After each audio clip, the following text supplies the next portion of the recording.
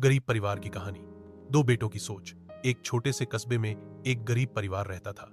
पिता चौकीदार की नौकरी करते थे। सुबह से शाम तक गेट पर खड़े रहते, सिर्फ इतना कमा पाते कि घर का चूल्हा जल सके। माँ दर्जी का काम करती थीं, आस पड़ोस के लोगों के कपड़े सिलकर कुछ पैसे जोड़ती। उनके दो बेटे थे, बड़ा बेटा राघव और छोटा बेटा अंकित। राघव स्वभाव से घमंडी था, गरीबी से उसे नफरत थी। अक्सर अपने माता पिता को ताने मारता कि उन्होंने उसे अच्छा जीवन क्यों नहीं दिया। लेकिन अंकित दिल से बहुत दयालु था। वह अपने माँ बाप के संघर्ष को चुपचाप देखता और उनसे गहरा प्रेम करता था। एक दिन उनके घर कर्ज वसूली करने वाले लोग आ पहुंचे। परिवार ने कुछ पैसों का कर्ज लिया था, मगर समय पर एमी नहीं चुका पाए। वसूली करने वाले लोग जोर जोर से चिल्लाने लगे, पिता को गालियां दी, मां का अपमान किया। आस पड़ोस के लोग इकट्ठा हो गए। कुछ लोग बातें बनाने लगे, कुछ तमाशा देखते रहे। माँ बाप शर्म से झुके हुए थे और पूरा परिवार अपमानित महसूस कर रहा था। उस रात राघव ने गुस्से और शर्म में आकर कहा, मैं अब इस घर में नहीं रहूंगा, मैं अपनी जिंदगी अपने तरीके से जीऊंगा। वह कपड़े बांधकर घर छोड़ गया और दोस्तों के साथ रहने लगा। लेकिन अंकित के दिल पर उस दिन का मंग गहरी चोट कर गया। उसने सोचा, अगर मैं माँ पापा का साथ नहीं दूंगा तो कौन देगा। अगले ही दिन उसने पढ़ाई के साथ साथ पार्ट टाइम काम करना शुरू कर दिया।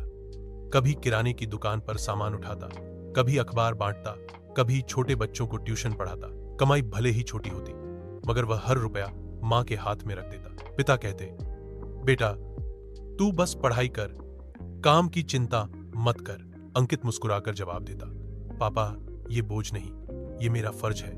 आपने हमें पालने के लिए जिंदगी लगा दी, अब मेरी बारी है। धीरे धीरे मोहल्ले वाले भी अंकित की तारीफ करने लगे।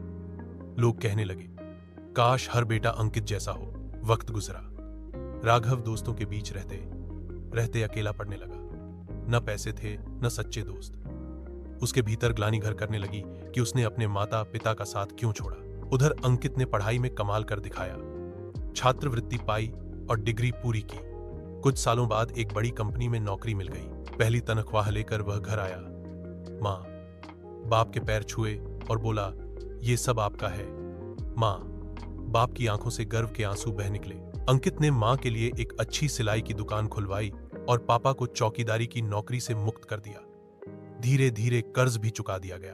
अब वही पड़ोसी जिन्होंने कभी उनका अपमान देखा था, आज बधाई देने आने लगे। एक दिन राघव लौट आया। चेहरा थका हुआ था और आंखों में पछतावा।